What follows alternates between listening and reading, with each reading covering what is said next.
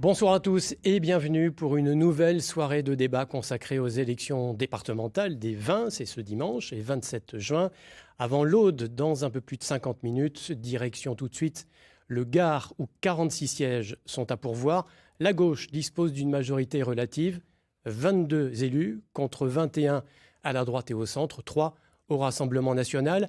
La présidente socialiste du conseil départemental, Françoise Laurent-Périgot, nous a fait savoir qu'elle ne pouvait pas se libérer pour ce débat. Nous le regrettons bien entendu. Pour débattre ce soir, 6 invités, à commencer par Bérengère Noguier. Vous êtes écologiste. Vous vous présentez sur le canton d'Uzès. Je précise que tout au long de l'émission, nous présenterons ceux qui se présentent dans vos différents cantons face à vous. Deuxième invité, le sénateur Laurent Burgoa pour les Républicains.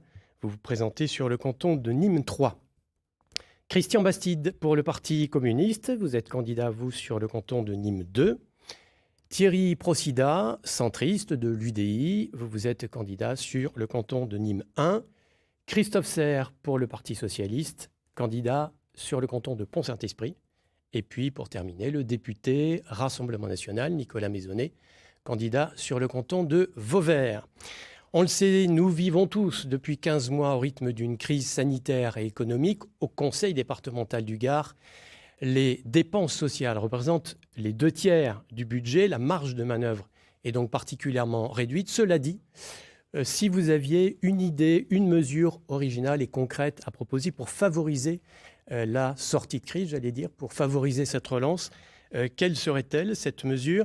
Bérengère Noguier, avant de vous laisser la parole, je précise donc que vous êtes candidate, vous vous représentez sur le canton d'Uzès avec l'ancien président du département, le socialiste Denis Boide. Et face à vous, on retrouvera les LREM Jérôme Morin et Nathalie Ressiguier, les divers droites Frédéric Bonnefoy-Suavé et Jacques Conan, et enfin les RN Patrice Adam et Mireille Ribanier. Une proposition pour favoriser la relance. Oui, bonsoir déjà. Merci pour votre invitation. Je crois que la relance, elle va passer inévitablement par le soutien accru aux associations, qu'elles soient culturelles, sportives, environnementales, qui font vivre nos territoires. Et on l'a vu pendant cette crise, elles ont été extrêmement dynamiques pour proposer des solutions, pour proposer finalement une sortie de crise aussi à leur façon. Et je crois que derrière, sur ces bases-là, des emplois, la création d'emplois va pouvoir émerger. J'ai été responsable de l'économie sociale et solidaire durant ce mandat et je suis très fière de voir ces structures-là qui aujourd'hui montrent une figure extrêmement réjouissante du Gard. Laurent Burgoa, comment réussir cette sortie de crise, cette relance que tout le monde espère ? Tout d'abord, bonsoir et merci de votre invitation. Moi, je crois que dans ce département, qui est le 5e département le plus pauvre de France, depuis 15 mois, le lien social a été coupé. Et ce que je proposerais, c'est mettre en place une plateforme informatique, voire pourquoi pas même sur les iPhones, qui permettrait aux gens justement de pouvoir faire leurs demandes en matière d'emploi, de formation, de stage, on le voit en matière de contrat de qualification, et des fortes demandes dans ces domaines-là. Et par rapport aussi aux employeurs, je crois que c'est ce lien social qu'il faut recréer à cette sortie de crise sanitaire. Christian Bastide, quel est le public qui a été, je dirais, le plus victime de cette crise et qu'il faudrait de préférence favoriser maintenant ? Bonsoir à mon tour. Oui, le public, il est très large et très vaste. Ils ont été pénalisés dans toute la période du Covid. Alors d'abord, le département a joué pleinement son rôle. Et merci au département et à la mise en place de tout son service public à la disposition des Gardeuses et des Gardois. Le public le plus défavorisé, notamment dans les quartiers, où nous avons pu et nous avons réussi à travailler avec les structures associatives parce que beaucoup de personnes, à la période la plus difficile du Covid, ne pouvaient même plus manger. Donc, ces structures-là ont permis de leur amener à manger. Ils ont été, je crois, très utiles. Et le département a là, je crois, compris qu'il fallait poursuivre, continuer. Et après la sortie du Covid, effectivement, travailler avec toutes ces structures associatives sur l'ensemble du département. Thierry Procida, je le disais, la marge de manœuvre est quand même réduite financièrement sur le plan budgétaire. Dans quelle direction aller ? Écoutez, moi je crois qu'il y a 2 piliers essentiels qui sont l'emploi et le tourisme. Nous avons dans ce département du Gard plus de 15 000 saisonniers. Je crois qu'il faut transformer cela en emploi pérenne. Comme vous le savez tous, le tourisme est quand même un vecteur essentiel de cette relance économique. Il existe aujourd'hui des pépites dans notre département qui malheureusement sont sous-exploitées. Alors, il y a 550 monuments classés, il y a 3 sites UNESCO, il y a le premier port de plaisance d'Europe, il y a également 4 grands sites sur les 16 existants. Et il ne faut pas oublier que le département, c'est le 3e département en nombre de producteurs en vin bio. Donc moi, j'ai une proposition qui est claire pour redémarrer un petit peu cette activité, cette sortie de crise, c'est de développer le tourisme des 4 saisons. Le tourisme, comme vous le savez tous, évolue. Les touristes aujourd'hui ne veulent plus d'un tourisme de masse, ils veulent un tourisme responsable, ils veulent un tourisme éco-responsable. Et je crois que là, il ne faut pas rater le coche. Et le lissage des offres touristiques au long des 4 saisons va permettre de créer des milliers d'emplois. En s'appuyant tout d'abord sur nos richesses, nos artisans, nos producteurs, et il va falloir également développer des grands événements tout au long de l'année. Christophe Serre, sur quel levier s'appuyer pour essayer de sortir du mieux possible de cette crise? Bonsoir. Écoutez, je crois que c'est de continuer à accompagner nos collectivités. Les travaux publics font partie quand même d'une économie locale importante. Et il faut continuer à investir. Jusqu'à présent, on a investi 130 millions d'euros en investissement. C'est de continuer à le faire pour relancer l'économie locale, l'emploi, les travaux publics. Et c'est aussi peut-être de rajouter dans notre projet un pourcentage supplémentaire pour tous les travaux qui auront un lien avec l'environnement et l'économie énergétique. Je crois que c'est par là qu'on pourra relancer l'emploi et l'économie. Même question pour vous, Monsieur Maisonnet. On a entendu pas mal de mesures, de propositions, la vôtre. Oui, alors vous dites que les marges de manœuvre sont réduites. C'est assez vrai à condition, mais enfin on peut agir à condition qu'on revoie en profondeur, disons, le fonctionnement global de cette collectivité afin de dégager un certain nombre d'économies. Il est clair que au lendemain de cette crise sanitaire, cette crise sociale, il est évident que le véritable enjeu sera l'emploi. Évidemment, le département n'a plus, vous le savez, la compétence économique. Pourtant, je crois que le département se doit d'être aux côtés de nos entreprises, des TPE, PME, pour agir sur l'économie locale. Et nous proposons la création d'un fonds d'aide pérenne qui serait co-géré par la CCI, par la Chambre des métiers ou par la région, afin de pouvoir soutenir et aider les entreprises à s'installer. Nous proposons également la création d'une plateforme d'aide, de soutien, notamment sur les questions d'expertise comptable et de trésorerie pour nos entreprises. Voilà des mesures qui pourraient inciter des entreprises à venir s'installer dans le département et donc qui seraient créatrices d'emplois. Alors nous allons en venir au problème budgétaire du conseil départemental du Gard, qui n'est pas particulier d'ailleurs au département du Gard, bien entendu. Il y a ce qu'on appelle des dépenses obligatoires, je l'ai dit, dépenses sociales, surtout dépenses de solidarité, le RSA, la dépendance, les personnes âgées. En gros, le budget du conseil départemental du Gard, c'est un peu plus d'1 milliard, 900 millions en fonctionnement, 200 millions en investissement.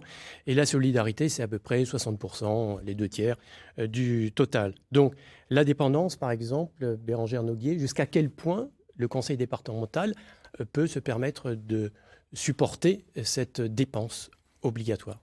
Je crois que c'est surtout une responsabilité qui nous est demandée vis-à-vis de ces personnes, qu'elles soient d'ailleurs dépendantes par leur âge ou par un handicap, puisqu'il y a deux types de dépendance. Aujourd'hui, on doit, je crois, sur nos territoires, moi je viens d'un territoire rural, et c'est vrai que sur ces territoires-là, on voit des difficultés d'hébergement, notamment, puisque par exemple pour la prise en charge d'enfants handicapés, il manque aujourd'hui des places, et nous devons accompagner la création de places dans des structures spécialisées. Et pour les personnes porteuses d'un handicap qui ont une dépendance qui leur permet de travailler en ESAT, par exemple, ou en CAT. Le problème, c'est quand elles arrivent à 60 ans, qu'est-ce qui se passe après? Elles n'ont pas forcément l'âge, j'allais dire, d'aller en EHPAD. Elles ont une autonomie physique suffisante. Et il faut là créer des solutions un petit peu innovantes. Il faut qu'on innove pour arriver à prendre en charge ces personnes-là sur nos territoires. Alors, il y a évidemment le travail qui est effectué, par exemple, pour essayer de favoriser le maintien à domicile. On va en reparler juste après. Mais en matière de dépenses sociales, Monsieur Burgois, vous mettez en avant des abus qu'il pourrait y avoir et donc qui nécessiteraient du coup un contrôle. Alors, j'en profite pour vous préciser, comme je le disais, que vous êtes à nouveau candidat sur le canton de Nîmes 3 avec Claude de Girardi. Et vos opposants, on va les voir, sont Valérie Rouvrand de La République En Marche, associée à Pierre-Édouard Thibault, sans étiquette, Dominique Andrieux-Bonnet de ELV avec le communiste Vincent Bouget, les RN Sabine Adam et Abderzak Berkani, et enfin Morgane Goasguen et Zakaria Moukit du mouvement des écologistes libres.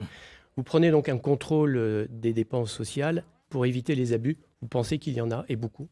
Alors, je crois qu'il ne faut pas non plus stigmatiser et généraliser, mais de ce côté-là, je crois aussi qu'il faut contrôler parce que c'est de l'argent public et cet argent public doit être contrôlé. Donc c'est vrai qu'on souhaiterait, comme ça se fait dans d'autres départements, créer une brigade interne au conseil départemental qui pourrait contrôler les dépenses. Mais on ne va pas stigmatiser, je ne dis pas que c'est de manière générale. Moi, ce que je regrette en matière d'aide sociale, c'est que la principale, qui est le RSA, c'est l'État qui décide et c'est les collectivités qui payent. Chaque fois que le Premier ministre annonce une augmentation du RSA, que l'on peut comprendre, je crois qu'on est tous favorables à l'augmentation du pouvoir d'achat des gens, c'est le département qui paye. Donc ça, c'est pas normal. Moi, personnellement, je me battrai contre cela. En tant que parlementaire, nous avons voté au Sénat qui décide paye, et l'on souhaiterait dans ce domaine-là, parce que c'est pas normal. Alors, quels que soient les gouvernements, c'est pas ce dernier gouvernement, c'est depuis plusieurs années que c'est comme cela, mais il est plus normal que l'État décide et les collectivités trinquent. Christian Bastide, est-ce que vous êtes d'accord avec cet élément? Est-ce qu'au fond, il faudrait revoir le système de financement du RSA? Alors, écoutez, moi personnellement, avec mon groupe, nous avons suffisamment dénoncé au sein de l'hémicycle du département du Gard le fait que l'État se désengageait de plus en plus et laissait à la charge des départements, le département du Gard, on parle de celui-ci, en charge le RSA. Alors bien évidemment que l'État a une entière responsabilité, d'autant que nous sommes dans un département, alors on dit le 5e, le 7e, 8e, on ne sait pas trop, en tout cas nous ne sommes pas un département très riche, nous sommes dans les 10 départements les plus pauvres, mais si c'est un département pauvre, c'est que d'abord on a perdu beaucoup d'emplois et que beaucoup de personnes aujourd'hui se trouvent en fin de droit, donc ils ont besoin du RSA pour vivre. D'ailleurs, c'est pas un cadeau, bien souvent c'est qu'il y a des organisations syndicales, il y a des gens qui se battent pour avoir des augmentations, et bien, c'est bien que l'État cède et leur donne un peu plus pour survivre, bien souvent. Donc à partir de là, oui, nous payons le RSA parce que c'est obligatoire. Nous nous battons, et c'est une bataille politique pour que l'État prenne, je crois, la compensation financière du RSA. C'est pas gagné, mais c'est une bataille qu'il faut mener. Et je rappelle que dans les 3 dernières années, avec le plan de Cahors qu'on appelle, l'État nous a un peu plus mis la tête sous l'eau, ce qui nous a pénalisés pour faire la politique sociale, qui est une politique, je crois, tout à l'honneur, 60% dans ce département du Gard, c'est énorme, c'est beaucoup, mais ça veut dire que les gens ont besoin aussi de cette solidarité départementale et bien souvent nationale. Thierry Brosida, quel peut être le sentiment d'un conseiller départemental quand on lui dit de toute façon vous n'avez pas le choix, c'est une obligation, et vous n'avez même pas le choix d'ailleurs du montant, c'est-à-dire que le RSA est imposé par l'État. Mais vous avez complètement raison, mais Laurent Burgois le disait et Christian Bastide aussi, le constat est terrible malheureusement. Il y a notre département est le 5e département le plus pauvre de France. Il y a 32 000 foyers aujourd'hui qui bénéficient du RSA. 66 millions en parallèle versés au titre de l'APA. Donc il faut aujourd'hui essayer de trouver des choses un petit peu différentes. Donc pour moi, l'axe vraiment prioritaire, ça sera une de mes priorités, c'est les aînés. Je crois qu'aujourd'hui, il faut absolument, je regardais vos images tout à l'heure, le maintien à domicile. Il faut que les gens restent chez soi. Et pour ça, je veux développer des maisons intelligentes avec de la domotique.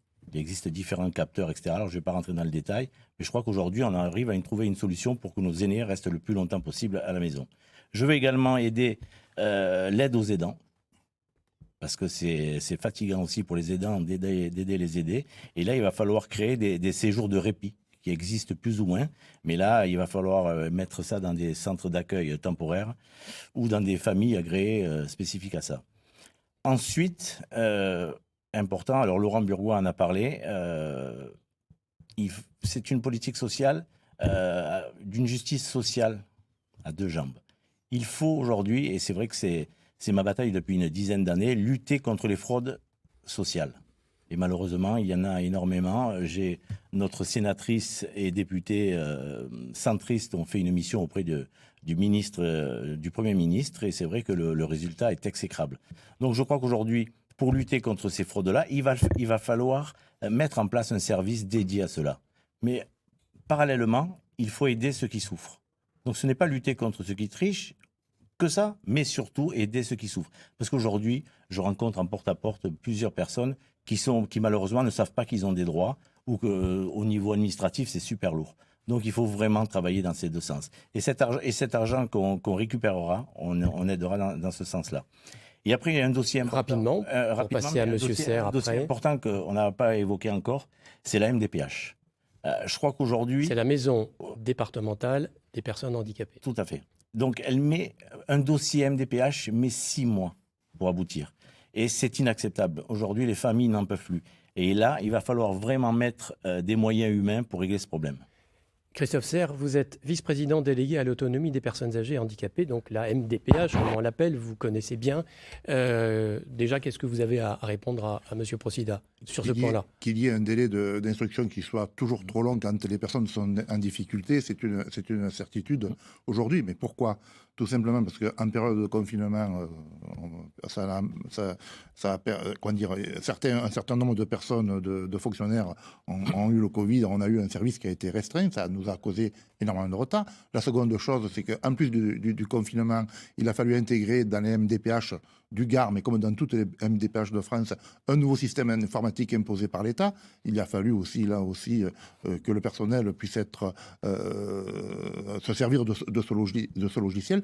Et il y a eu énormément de retard. Aujourd'hui, on a réduit ce retard de moitié, mais c'est toujours trop long. On est aujourd'hui à 6 mois. On l'a été à beaucoup. Trop long, monsieur. Oui, bien sûr, monsieur le Président. Ce n'est pas l'excuse du Covid. Oui. Hein. Mais non seulement ce n'est pas une excuse, mais c'est une réalité. Mais au-delà du délai, c'est aussi de simplifier le document. Quand vous lisez les 6 pages de dossier MDPH à remplir, je veux dire, vous abandonnez. Donc il faut accompagner aussi ces personnes qui sont en temps de difficulté dans le fait qu'il faut remplir ce questionnaire et que ce questionnaire soit beaucoup plus simple. Donc il faut simplifier les démarches administratives. On simplifie les démarches administratives, on simplifiera les délais. Monsieur Maisonnet, vous êtes à peu près d'accord avec les priorités qui ont été énoncées. Alors, je sais que la fraude, c'est quelque chose qui vous tient à cœur. En tout cas, vous souhaitez vraiment lutter contre cette fraude. Vous la chiffrez d'ailleurs, cette fraude? Alors c'est difficile. On sait sur le plan national qu'elle relève de 30 à 40 milliards d'euros. 50. Ou entre 30 et 50 milliards d'euros. Qui ferait dans le Gard. Je vois que Thierry Procida apporte une précision. Voilà, donc on sait que c'est colossal, évidemment, la fraude au RSA existe. Donc, nous, ce que nous disons au Rassemblement national, c'est que nous avons la réelle volonté de rompre avec une politique sociale que nous considérons comme laxiste et qui a été conduite par la gauche pendant des années pour une politique sociale plus juste, dirigée à l'égard des Gardois les plus vénérables et ceux qui le méritent vraiment. Je suis content de voir que les centristes et la droite aujourd'hui parlent de fraude sociale. D'ailleurs, on en a parlé assez régulièrement. Je vous ai pas interrompu. Monsieur Procida, laissez terminer Monsieur Maisonnet, puis on passera à un chapitre suivant. Je suis content. Allez-y, Monsieur Maisonnet. D'ailleurs, on en a parlé assez régulièrement durant ces 6 années, mais il n'y a qu'un malheur, c'est que vous avez cautionné la politique de gauche. On aurait pu lutter contre la fraude sociale si vous aviez accepté nos voix pour l'élection de la présidence de ce département. Donc vous voyez, il y a les paroles sur les plateaux de télévision et puis après il y a... Allez au fond des choses, monsieur Maisonnet. Évidemment. Quand vous dites Gardois qui le méritent vraiment, c'est-à-dire ceux qui rentrent dans les critères pour bénéficier du RSA et non ceux qui fraudent. Voilà, pour être très clair. Et nous voulons dégager nous pensons que nous pouvons, à partir d'ici, dégager des millions d'euros d'économies. Vous ne stigmatisez personne, on est d'accord. Enfin, je vous laisse libre de vos appréciations. Je ne stigmatise personne. Il y a évidemment, quand il y a entre 30 et 50 milliards d'euros de fraude sociale en France, il y en a nécessairement dans le département du Gard, vous en conviendrez. Bon, évidemment, nous, à partir des économies que nous ferons sur la lutte contre la fraude sociale, nous réorienterons ces crédits, notamment à l'égard des personnes âgées, des personnes handicapées, mais aussi pour les aidants familiaux qui, depuis 15 ans, n'ont pas vu revaloriser leurs indemnités kilométriques, ce qui est un véritable scandale. Alors, autre question qui fait d'ailleurs débat au sein du conseil départemental du Gard, M. Procida, c'est une dépense obligatoire également qui est liée à la prise en charge des mineurs étrangers non accompagnés. L'État fixe même d'ailleurs un quota pour chaque département, sachant que des doutes subsistent, en tout cas dans l'esprit de certains, sur la réalité de la minorité de certains de ces mineurs, ou pas d'ailleurs. Bérengère Noguet, faut-il remettre en cause cette prise en charge? Alors, moi, avant tout, je pense à ces jeunes, aux motifs qui les poussent à traverser des continents, à traverser la Méditerranée, pour arriver dans un pays où finalement ils ne connaissent personne, ils n'ont rien. Je pense qu'effectivement, il faut quand même se poser la question de ce qui motive ce voyage de tous les dangers finalement, et qu'aujourd'hui c'est une question aussi d'humanisme et de solidarité, et pour le département faire face à une de ses compétences qui est la prise en charge et la protection de l'enfance. Après, comme vous l'avez dit, l'État fixe des quotas et demande au département d'accueillir un certain nombre de mineurs non accompagnés. Pour le département du Gard, c'est 500 mineurs, mais ne nous trompons pas de débat. Un mineur non accompagné, c'est 54 € par jour, le coût de l'hébergement de ces jeunes. Une reconduite à la frontière, c'est 13 800 €. Et une prise en charge, la rétention dans un centre administratif, on est sur 500 € par jour et par personne. Ces jeunes-là, grâce à la prise en charge aussi sociale, j'allais dire, qui leur est proposée, c'est aussi des jeunes qui s'inscrivent dans un projet de formation, dans un projet professionnel. Je crois que c'est une question de responsabilité de notre société, de ne pas laisser des jeunes en déshérence avec tous les risques que ça peut aussi générer derrière. Avec une capacité peut-être de s'insérer, si l'on vous comprend bien. Exactement. Monsieur Burgoa, ce sont des réfugiés économiques essentiellement. Pour vous, comment prouver qu'ils sont mineurs ou pas d'ailleurs? C'est un sujet que je connais bien puisque je préside une mission d'information sur ce sujet-là au Sénat depuis quelques semaines. Moi, je ne peux pas cautionner le propos de ma collègue Bérengère Noguier. Il y a des chiffres, ma chère collègue. Sur 10 personnes, avant de parler de jeunes, on va parler de personnes. Sur 10 personnes qui rentrent sur le territoire français, il y en a 7 qui sont majeurs, 3 qui sont mineurs. Pour ces 3 qui sont mineurs, je suis d'accord, il y a la loi française, ils doivent dépendre de l'ASE, c'est-à-dire l'aide sociale à l'enfance. Pour les 7 qui sont majeurs, ils ne doivent pas dépendre du financement du département puisqu'ils sont majeurs. Donc c'est à l'État à les prendre en charge. Et votre discours idéologique que vous disiez est inacceptable. Inacceptable par rapport à des personnes âgées qui ont travaillé toute leur vie et qui gagnent 500 € par mois, par rapport à notre jeunesse qui depuis 1 an est complètement isolée dans les universités, etc. Excusez-moi, mais à un moment, c'est une politique d'immigration, c'est une politique de relations, une politique étrangère entre la France et divers États. Et excusez-moi de vous dire, entre 54 € et 13 000 €, ce débat est démagogique. Et c'est ce que je reproche à cette gauche. Vous voyez, il y a une gauche qui est responsable. Et puis il y a une gauche en face qui devient irresponsable, de Mélenchon insoumis, en passant par des communistes radicaux et des Verts. Et donc cette gauche-là, nous n'en voulons pas parce qu'elle est dangereuse pour les finances du département. Et une gauche responsable, oui. Cette gauche politique d'insoumis aux Verts et à des communistes radicaux, nous n'en voulons pas pour le département du Gard dans les mois et années à venir. Christian Bastide, vous vous sentez visé aussi ou pas par les propos de M. Burgoa? Alors j'en profite, petite parenthèse, pour préciser que vous êtes, comme j'ai dit tout à l'heure, candidat sur le canton de Nîmes 2 avec la socialiste Amal Couvreur. Et face à vous, les LR Carole Solana et Marc Tolel et les RN Laurence Gardet et Yohann Gillet. Exact. Oui, je me sens visé. D'abord, je ne sais pas ce discours de la gauche. Moi, je ne suis pas en train de dire, mais vous êtes... Vous êtes sous... Moi, je suis au Parti communiste français. Je ne suis pas la France insoumise. Vous avez fait l'union. Monsieur Burgoa, laissez répondre M. Bastide. Monsieur Bastide, sur cette prise en charge-là, faut-il la remettre en cause ou pas? D'abord... Monsieur Burgoa est non sur des chiffres, ce sont des chiffres nationaux. Ce que je peux vous indiquer sur le département du Gard, parce que le département du Gard, c'est un département responsable, c'est une majorité responsable. Nous travaillons avec tous les services autour de cette question-là, dont l'État, dont le procureur de la République. Moi, je peux vous indiquer que sur les 500 jeunes que nous avons à peu près et MENA, il n'y a pas eu de remontée actuellement. À la marge, peut-être 1 ou 2, mais il n'y a pas eu de remontée de cas de jeunes qui seraient majeurs. MNA mineurs non accompagnés. Oui, exactement. Ils sont mineurs, donc, ils sont mineurs. Oui, je tenais à le préciser parce que c'est important ce que vous essayez d'insinuer. C'est comme sur le RSA. Personne ne se réjouit de la fraude. le département se bat sur la fraude également concernant le RSA. Donc, il ne faut pas laisser penser que nous serions un département laxiste sur cette question-là. Monsieur Burgois, vous avez eu la parole. Je tiens à le préciser, d'autant que là aussi, nous travaillons avec la CAF, parce qu'il y a des fichiers croisés. Nous travaillons, je crois, de bonne manière, de manière intelligente. Il y a beaucoup de contrôles sur ces questions-là, plus que ce que vous croyez. Alors, Monsieur Procida, je voudrais indiquer que tous les mineurs qui sont accompagnés, nous continuerons à les accompagner, parce que ce qu'on oublie de dire, c'est que là aussi, c'est une compétence obligatoire. Nous sommes obligés, et vous le savez très bien. Qui est chargé d'évaluer la minorité? Attendez, Monsieur Maisonnet, pas tout le monde en même temps. Merci, Monsieur Bastide. Monsieur Procida, vous vouliez intervenir. Non, je rebondis sur ce qu'il vient de dire. Oui, il y a des contrôles aujourd'hui. Parce que depuis 5-6 ans, je me bats sur cette question-là. Mais il n'y a pas assez de contrôleurs à la CAF. Oui, il y a des contrôles, mais il faudrait beaucoup plus de contrôleurs. Il y en a combien de contrôles? En ce qui concerne le MNA, vous parliez tout à l'heure de chiffre national. Non, je vais vous donner, moi, les chiffres du département. Départemental. Nous avons rejeté, il y a de cela 1 an et demi, une délibération pour laquelle nous devions rajouter 6 millions d'euros aux 6 millions d'euros déjà inscrits. Donc nous avons bien fait de rejeter cette délibération, car cela a permis de découvrir, M. Bastide, qu'il n'y en avait pas assez de contrôle. Le chiffre, Mme Noguier l'a dit tout à l'heure, c'était de l'ordre de 500. Il y en avait 1500. Donc nous avons voté contre cette délibération. Et à ce moment-là, la majorité actuelle a accepté ma demande.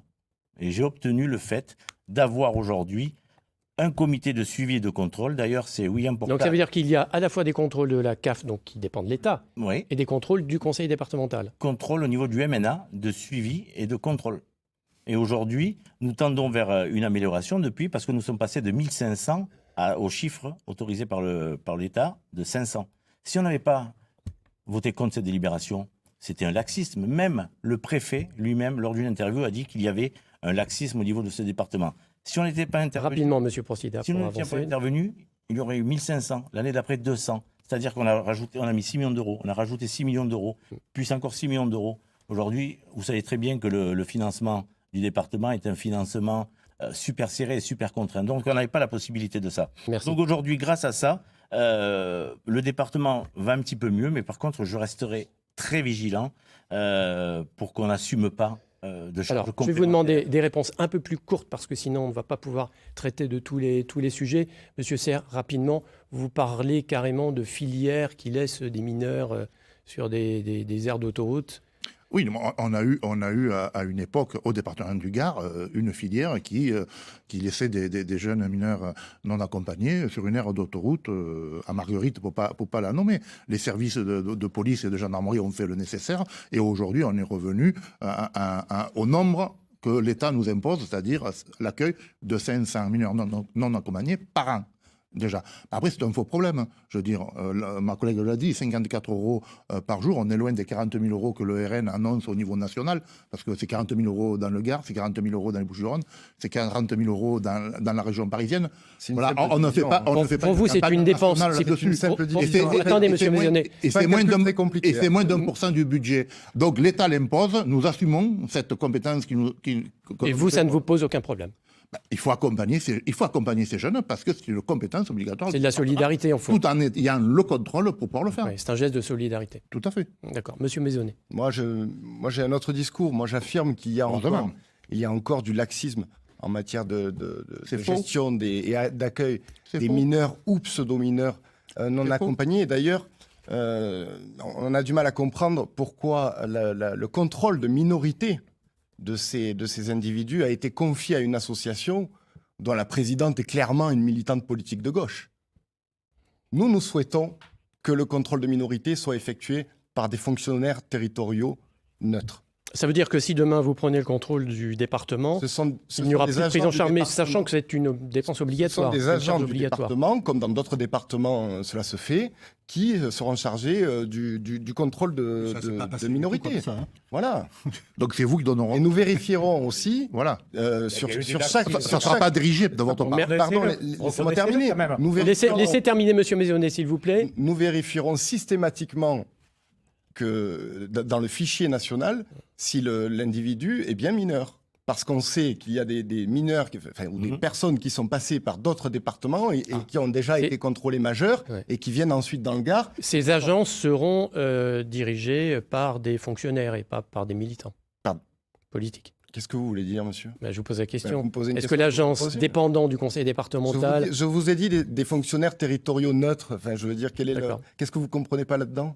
Non, mais je préférais que vous précisiez ce que vous disiez. Je pensais avoir été clair. Je trouve que c'est bien. C'est très curieux comme question. Autre dépense dans le Gard, qui est importante. Là aussi, on en a débattu en séance ces derniers mois. C'est le financement du service d'incendie et de secours, le SDIS, auquel contribuent les communes gardoises. On ne va pas entrer dans la polémique sur combien les communes doivent payer chacune. Le mois dernier, les pompiers sont mobilisés pour demander un peu plus de reconnaissance, un peu plus de moyens. Il y a une grève en 2017 qui a donné lieu à un protocole d'accord. Ce protocole est appliqué, prévoit un certain nombre d'embauches. Est-ce que sur ce sujet-là, et compte tenu de ce que l'on sait, c'est-à-dire la multiplication des épisodes climatiques du haut réchauffement, Bérengère Noguier, est-ce que le SDIS aura demain les moyens de lutter contre ces incendies, par exemple, ou ces inondations ? Alors, vous l'avez effectivement rappelé, on a une recrudescence d'épisodes, alors ce qu'on appelle les risques naturels, qui soient les inondations, les feux de forêt, les incendies. Dans le Gard, on a des massifs de garrigues qui s'embrasent très facilement. Nos forces de secours peuvent être mobilisées dans d'autres départements. Mais les moyens sont suffisants, là, aujourd'hui et demain ? Aujourd'hui sont suffisants, puisque le département est à l'écoute des sapeurs-pompiers du Gard. Cette année, c'est 5 millions d'euros en plus qui ont été mis, en plus donc, de la contribution habituelle, donc portant à 47 millions d'euros la dotation allouée au SDIS, pour permettre d'avoir à la fois des équipements qui soient suffisamment sécurisés pour faire face à ces événements dramatiques et également donner des marges de manœuvre, j'allais dire, au commandement du SDIS pour réaliser cette mission, bien que sur le secours à la personne, il y a quand même un problème, puisqu'aujourd'hui, beaucoup de secours à la personne reposent sur les pompiers du Gard, alors qu'ils devraient répondre du SAMU notamment. Monsieur Maisonnet, je reviens vers vous. Faut-il plus de moyens au SDIS ? Moi, je pense qu'il faut en tout cas les pérenniser. Nos pompiers sont extrêmement sollicités. Ils ont été extrêmement sollicités pendant la crise sanitaire. On a vu aussi des épisodes d'incendie assez multiples et importants. Et donc, on a besoin évidemment de pérenniser leurs moyens. Ils se font aussi caillasser dans les quartiers sensibles. Et ça, c'est un autre problème. Donc, il faut les soutenir. En revanche, je pense qu'il faut revenir sur le mode de calcul de la contribution des communes. Alors, je ne voudrais pas que l'on entre dans ce dossier qui est un peu technique et qu'il faudrait évidemment expliciter. Mais sur le plan des moyens d'une manière générale, est-ce que vous estimez que le budget aujourd'hui du SDIS est suffisant ? Je pense qu'il faudrait, en tout cas, pour certaines casernes, réévaluer les moyens humains et matériels. Et à mon avis, rétablir certains équilibres. Je pense particulièrement à la caserne de Vauvert, qui est une des casernes les plus sollicitées et qui est sous-dotée par rapport à d'autres casernes parce qu'elles n'ont pas la chance d'avoir... Profitez de l'émission, Vauvert, c'est votre canton, donc très bien. Monsieur Serre, vous dites c'est normal, tout le monde doit faire des économies. Est-ce que le SDIS doit en faire aussi ? Et comment ? Mais comme toute structure, on doit faire des économies. Mais après, il y a économie et économie. Je veux dire qu'en frais de fonctionnement, on peut regarder où est-ce qu'on peut faire des économies. Après, la sécurité a un coût. Ça, il faut le reconnaître. Et le fait de conventionner avec le SDIS sur une convention triennale, je pense que c'est une bonne solution. Ça nous permet déjà, ça permet aux SDIS déjà de voir sur 3 ans ce que l'on peut faire, c'est d'évaluer et puis reconduire une convention. D'ailleurs, la dernière fois, nous avons voté tous une subvention, je crois, à l'unanimité de 5 millions d'euros pour le fonctionnement, parce qu'il y avait un besoin. Mais comme on a financé aussi les véhicules quand il fallait le faire. Parce que la majorité a été visée par la grève de 2017, ce mouvement du mois dernier. Le SDIS est présidé par Alexandre Pissas, qui fait partie de la majorité. Oui, tout à fait. Donc, comment vous l'avez vécu, ça ? On l'a mal vécu parce que nous avons été les élus un petit peu traités, on va dire, un petit peu, voilà. Mais bon, après, on a assumé nos responsabilités. La convention a été signée. Le nombre de pompiers a augmenté, les moyens financiers ont augmenté, les moyens matériels ont augmenté, et il y a des projets de construction de casernes ou de rénovation de casernes.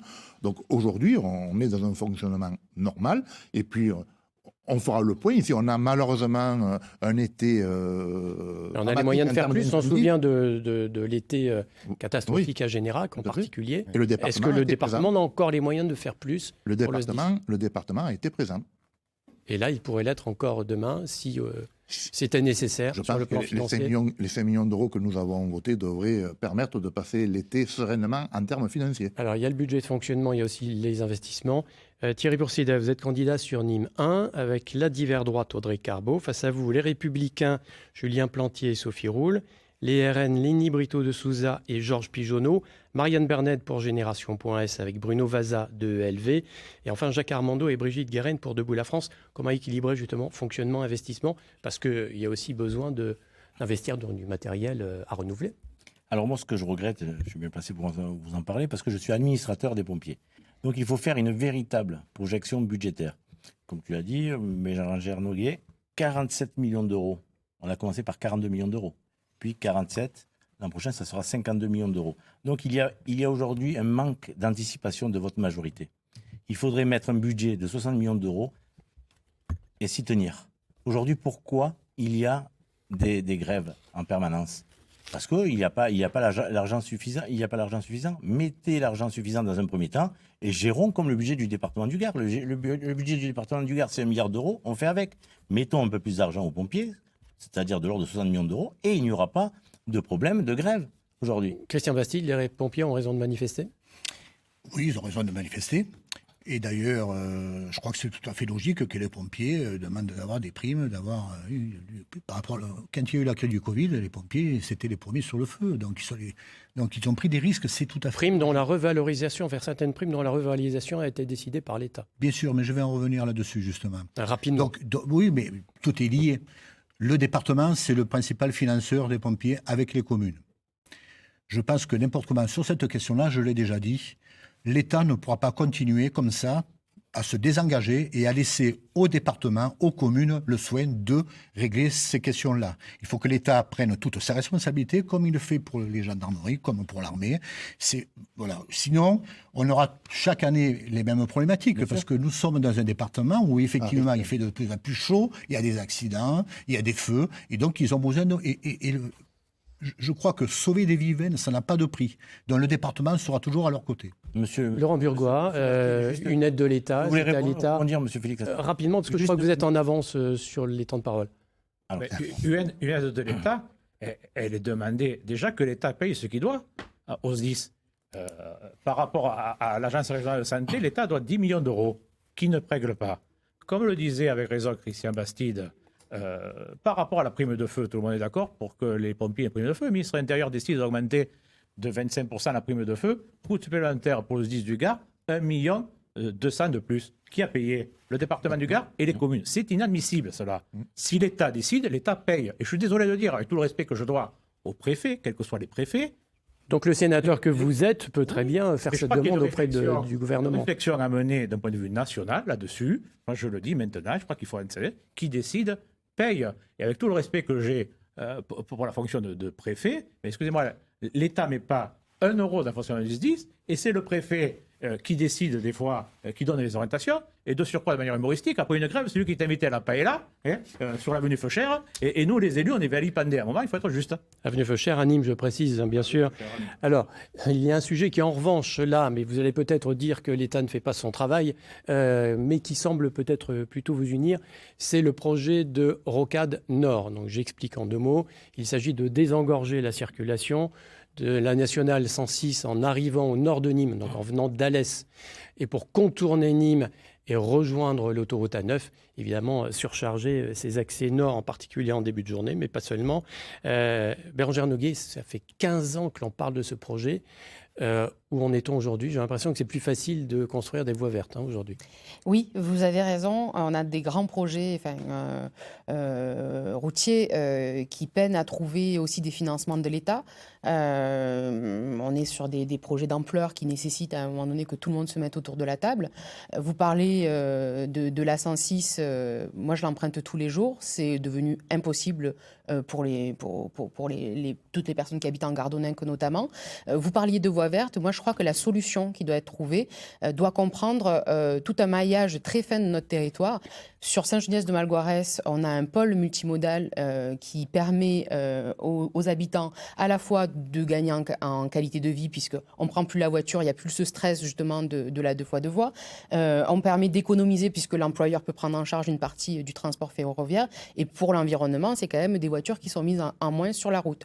Or, aujourd'hui, ce pôle multimodal est saturé. Donc, on doit penser à des solutions qui vont dans ce sens-là, qui permettent de désengorger aussi nos axes, parce que malheureusement, on sait que dans les années à venir, le phénomène ne va faire que s'aggraver. Thierry Brosida, ce projet de rocade, cette rocade, elle pourrait coûter combien et combien peut mettre le département sur la table? Alors, tout à l'heure, vous évoquiez 15 ans. Non, la rocade Nord, on en parle depuis 45 ans. Disons que le projet a été relancé il y a une quinzaine d'années. À ma demande, à l'époque quand M. Denat était président. Alors qu'on évoque cette rocade Nord depuis 1977. Et donc j'y suis bien placé parce que c'est sur mon secteur, sur mon canton. Donc aujourd'hui, le coût est de 85 millions d'euros. Alors c'est vrai que le département, lui seul, ne peut pas prendre en charge cette somme.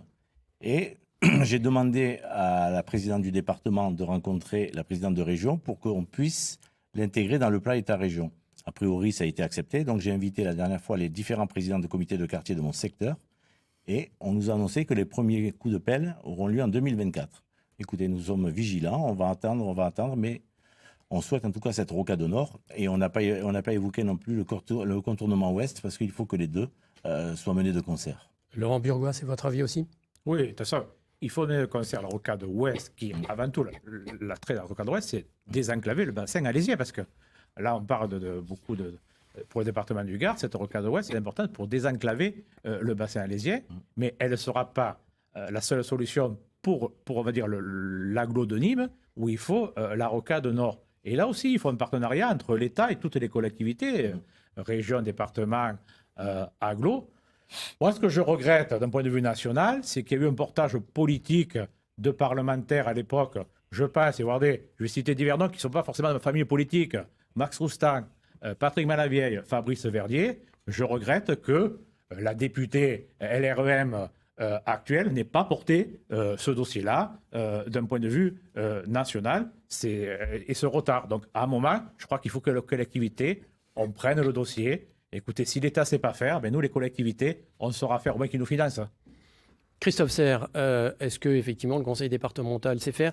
Je précise, puisque je vous interroge, que vous êtes, vous, candidat à Pont-Saint-Esprit, je l'ai dit tout à l'heure, en binôme avec la divers gauche Carole Bergerie. Face à vous, le divers gauche Didier Bonneau, associé à la divers droite Christiane Brémond, les divers gauche Catherine Chantry et Fred Mahler, et les RN Anne-Marie Collard et Michel Pousse. Sur ce sujet de la rocade, est-ce que l'État fait son travail et que peut faire le conseil départemental? Alors, déjà rappeler que le département du Gard, c'est pas uniquement Nîmes, mais 350. Oui, parce que je précise que, évidemment, Pont-Saint-Esprit, vous êtes à l'est du département, vous n'êtes pas forcément directement concerné par la nationale 106. On pourrait parler aussi de la fameuse Rodanienne qui est aussi un beau projet. Mais après, je veux dire, c'est quand même trop facile de mettre tout sur le dos du département en termes de voirie. Je rappelle quand même qu'il y a encore des routes nationales et que l'État doit sa part dans la construction de ces déviations. Moi, je suis toujours très émerveillé, et ça rejoint ce que disait tout à l'heure le sénateur Burgois, c'est que quand c'est un projet qui est porté par l'État, on vient taper le département, on vient taper la région pour diminuer la part de l'État, mais quand c'est l'inverse, l'État nous dit, attendez, c'est pas de votre compétence, vous ne devez pas payer. Donc moi, je crois qu'à un moment donné, il faut avancer. C'est d'ailleurs pour cela qu'il a été lancé au niveau du conseil départemental un schéma des mobilités qui prend en compte cette problématique de la rocade Nord. Je crois qu'il y a eu des axes forts qui ont été dits par la présidente Françoise Hollande-Périgot sur ce projet. Je crois qu'à un moment donné, il va falloir mettre autour de la table, après le 27 juin, tout le monde, et qu'on arrête un financement qui soit gravé dans le marbre, et qu'enfin, cette rocade Nord puisse voir le jour. Alors, il va vous rester à peu près une minute pour conclure, ça passe vite. Monsieur Maisonnet, d'abord, je précise que vous êtes, donc on l'a dit, candidat à votre réélection sur le canton de Vauvert avec Carole Kalba-Schwartz. Se présentent également les Républicains Thomas Dumont et Ouda Guettari et les socialistes ou apparentés Pascal Fortuna Deschamps et Bruno Pascal. On va arriver au terme de cette émission. Je voudrais juste vous permettre aux uns et aux autres de nous dire en une minute à peu près comment lutter contre l'abstention. Le premier tour de ces départementales et régionales donc c'est ce dimanche. La grande question est de savoir comment les électeurs vont déjà se comporter. Est-ce que vous avez une idée pour lutter contre l'abstention et essayer de créer quelque chose de l'ordre de la démocratie citoyenne? Écoutez, je crois que pour rétablir la confiance avec les électeurs, il faut d'abord de l'exemplarité. Il faut que les élus soient exemplaires. Il faut avoir aussi le sens de la parole donnée et également le respect du contribuable. Quand on respecte le contribuable, on n'augmente pas les impôts dès qu'on arrive aux manettes du département, dès 2016, comme l'a fait la gauche, avec une augmentation d'impôts de 10%. Vous voyez, c'est le genre de choses, effectivement, qui est de tendance à un petit peu exaspérer les gens et les détourner. Si vous arrivez à la tête du département, vous baisserez les impôts. Des urnes. Il n'y en a plus. Non, puisque le levier fiscal, hélas, n'appartient plus au département. Mais on n'aurait pas augmenté les impôts comme nous l'avons fait dans l'ensemble de nos communes. On respecte le contribuable. Est-ce normal qu'aujourd'hui, le cabinet du président du département ait 5 chauffeurs?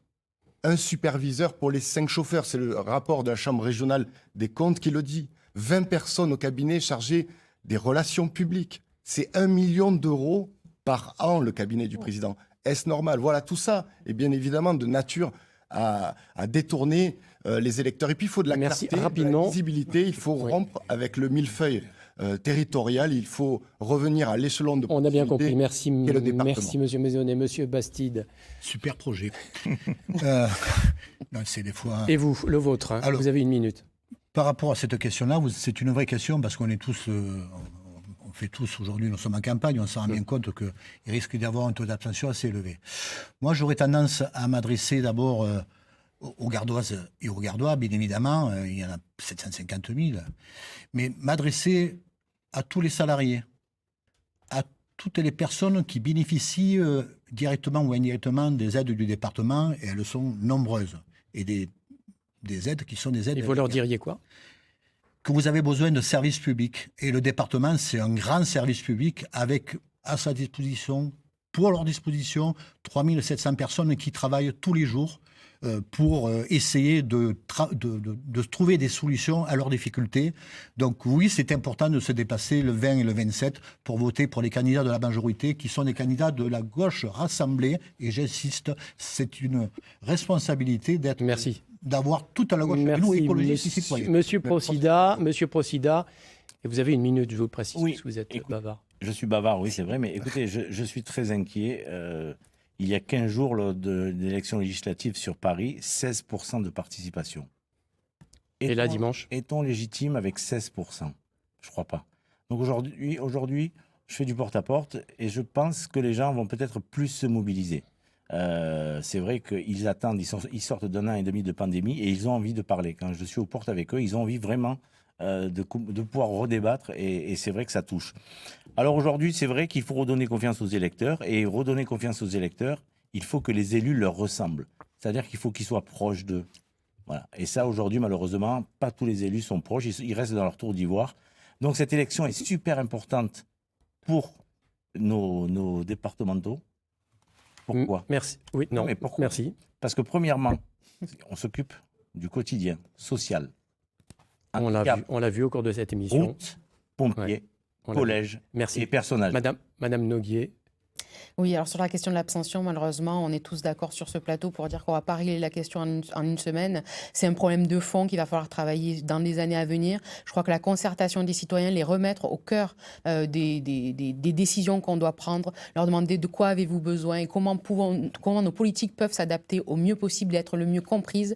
Et je crois qu'on a vraiment à mettre au cœur de notre action la jeunesse au sein des collèges, de travailler. C'est quoi la citoyenneté? La citoyenneté, ça s'apprend, ça se transmet, c'est pas quelque chose d'inné. Et je crois que là-dessus, si on réussit ce défi-là, ben on aura fait beaucoup. Mais comment les faire participer? Alors, c'est ce qu'on appelle la démocratie citoyenne. Voilà, alors, par exemple, moi, au sein de ma délégation à l'économie sociale et solidaire, ça a été d'aller chercher les structures de l'économie sociale et solidaire et dire de quoi avez-vous besoin. La réponse n'était pas forcément des subventions, c'était de l'interconnaissance, de la reconnaissance de la part des Gardois, des valeurs qu'elles transmettent. Et ça, après, en tant que collectivité, on prend ça et on peut proposer des choses qui sont en adéquation avec ces attentes-là.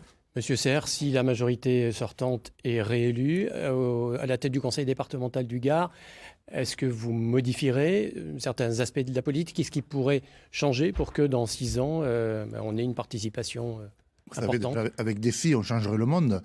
Moi, je ne veux pas préjuger de ce qui va se passer au soir du 20 juin. Il faut déjà être élu, avoir la majorité. Et à partir de là, nous espérons bien sûr continuer avec la majorité actuelle à gérer ce département. Et après, il ne faut pas se le tromper d'élection. Le département est une élection locale. On n'est pas dans une élection nationale. Le département ne fait pas la loi. Le département n'embauche pas de policiers. Le département accompagne.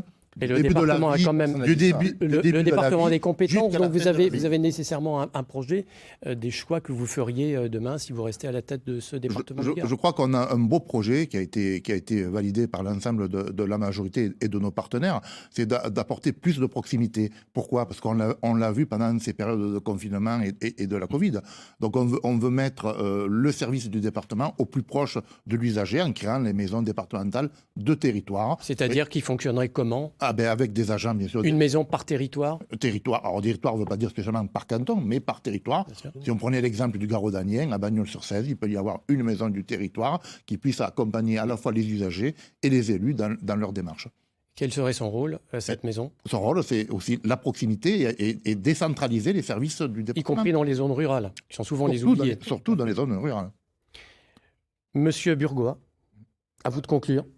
Moi, dans ce domaine-là, je crois qu'il y a une réflexion à mener d'un point de vue national. C'est vrai que ce n'est pas à l'échelle départementale qu'on pourra réconcilier, j'allais dire, nos concitoyens avec le vote. Je crois qu'il y a une réflexion à mener, de savoir si on n'aurait pas rendre, comme dans certains pays, le vote obligatoire, mais rendre le vote obligatoire, mais avec le fait qu'il faut aussi une reconnaissance du vote blanc, je crois et que le vote blanc rentre dans un suffrage exprimé. Je crois que c'est important. Il faut que nos concitoyens, peut-être, ne se retrouvent pas dans certains candidats. Et puis moi, je regrette que on est la conséquence de la politique de M. Macron, qui dit ni gauche ni droite. Moi, je crois qu'il faut un débat entre la gauche et la droite, sans tomber dans la démagogie que vient de faire M. Maisonnet, parce que ce parti-là, quand même, le Rassemblement national, qui présente dans le département du Gard, c'est diverses familles qui sont candidats au départemental, au régional. Là, on était sur les projets. Oui, mais attendez, c'est cela, parce que la démagogie de M. Maisonnet... Qu'est-ce que vous avez contre la famille? Au niveau du Rassemblement national, si nous, on faisait un parti politique...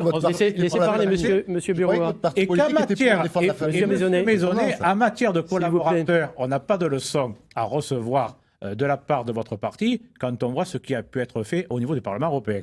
Moi, je trouve très curieux qu'un individu... Un dernier mot, puisqu'on arrive à aux élections départementales. Fin de cette émission. Merci, messieurs. Vous allez vous retirer. Merci, madame. Merci, messieurs. Vous pourrez en discuter juste après cette émission.